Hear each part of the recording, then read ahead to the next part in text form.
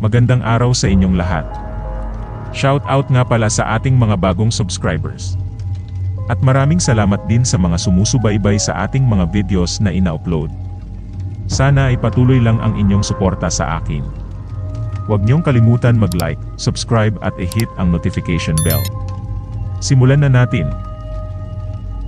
Taon 1980, summer vacation kami at grupo ng mga teachers ay magbabakasyon sa Ilocos Norte. Halos napuno ang sasakyan ng Farinas Bus. Masaya ang biyahe.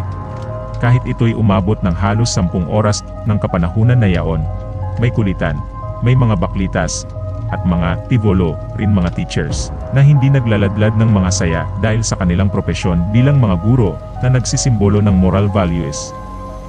Imagine sila ang mga guro sa isang kilala at pinakamahal na eskwelahan sa PUC ng San Juan noong araw.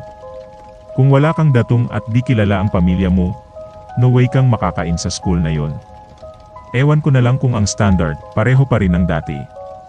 Anyway, balik tayo sa bakasyon takutan namin. Halos palubog na ang araw nang huminto ang bus sa Batac, Ilocos Norte, kung saan ay may naghihitay sa amin na isang minibus, upang dalhin sa malawak na lupain at bahay bakasyonan ng isa sa mga guro, na kapamilya ng mga Marcos. Binagtas namin ang halos 1 kilometrong daan na sakop din ng kanilang pag-aari. Doon, ay may mga bahay na nakatayo para sa mga kanilang mga tauhan na nagtratrabaho sa tabakuhan. Sa pusod ng malawak ng lupain na ito, ay matatagpuan ang malaking bahay kung saan nakatira ang ina, kaanak at ilang kasambahay ng may-ari. Katapatan nito, ay may 200 to 300 meters ang layo ng isang burol, at sa may ibaba ang kinatatayuan ng bahay bakasyonan. Malawak at maraming iba't ibang klaseng puno at mga halaman. Ngunit mas nakakalamang ang mga puno ng manggang naglalakihan. Ang lahat ay nagbigay galang sa may-ari ng bahay, o tawag namin ay Ma'am. Si Ma'am ang direktora ng Philly, Tobacco of the Philippines, at chairwoman ng Philippine Movie Review. Narinig namin ang mahinang pagbulong niya ng Ilocano, na hindi namin naintindihan. Nang aking tanungin kung ano yung binulong ng ina ng aming kasama. Ang sabi niya ay, nagpapasintabi lang sa mga hindi nakikita. Kaming lahat ay tumuloy sa isang bahay sa paanan ng burol. Ang bahay bakasyonan na ito ay may 6 na silid tulugan, 2 kama, at may sariling comfort room bawat isa. Ang isang ay kwarto ay malapit sa may kusina at bandang likod pa.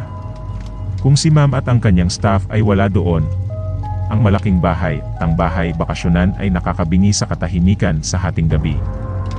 At halos sila kung maari ay nasa kani-kanila ng mga bahay, upang umiwas mapadaan sa pagitan ng 2 bakanteng bahay na ito. Ayon sa kanila, sa pagsapit ng dilim ay nakakarinig sila ng mga tikatik ng makinilya, at mga tunog ng tila, baga may nagbubuklat ng bawat pahina ng isang libro o gamit sa pagbabasa. Ito ay kanilang naririnig mula sa bahay bakasyonan, na nasa may paanan ng burol.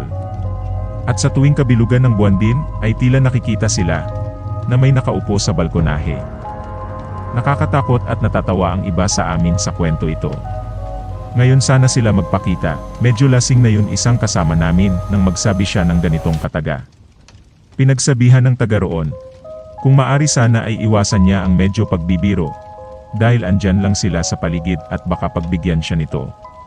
Palibhasa'y mga nakainom na tinawanan din namin ito. Halos pasado 2:00 na ng madaling araw, nang kami ay nagkaisang nang pumasok sa loob ng bahay upang magpahinga. Subalit ang isang kasama namin na makulit, dahil nalasing ay nagsabing, hihintayin niya yon.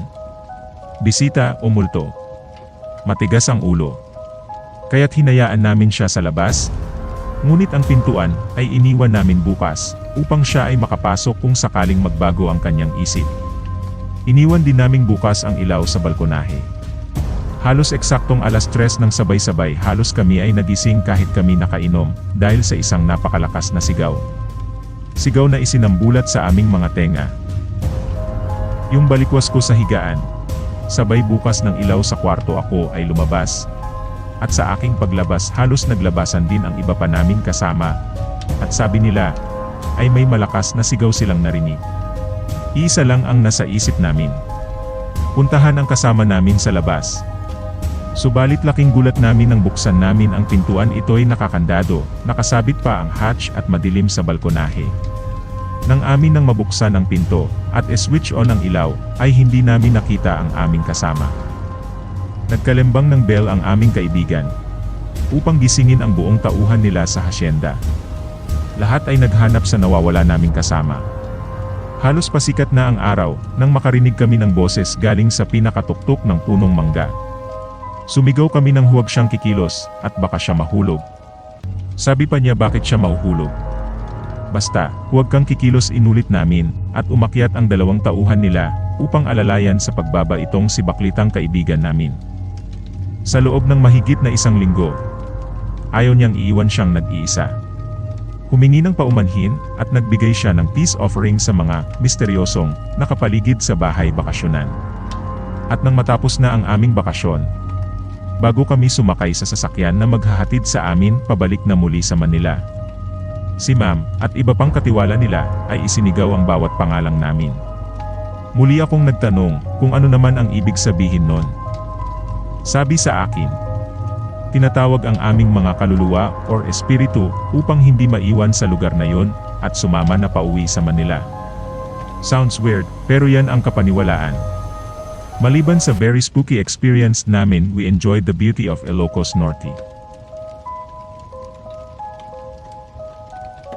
So sa pagtatapos ng kwentong ito, nararanasan natin ang isang nakakatakot at nakakaaliw na pakikipagsapalaran ng grupo ng mga guro sa kanilang bakasyon sa Ilocos Norte. Sa kabila ng mga misteryo at kahindik-hindik na mga pangyayari, nakatagpo sila ng mga kaibigang tunay at natuto silang magbigay galang sa mga lokal na paniniwala at tradisyon. Ang payo ko sa kanila at sa atin ring lahat ay ang pagpapahalaga sa karanasan na ito bilang isang bahagi ng paglalakbay at pagtuklas sa kultura ng ating bansa. Huwag tayong matakot sa mga hindi natin maunawaan o hindi maipaliwanag na mga bagay, bagkus ay ating tuklasin at galugarin ito ng may respeto at pagpapahalaga sa mga taong naniniwala rito.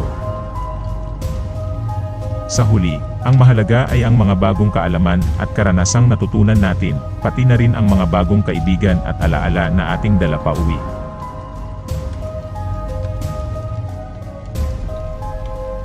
Kung gusto nyo magbahagi ng inyong nakakatakot na istorya, mag-email lang kayo sa itstarvlogshorrorstories@gmail.com.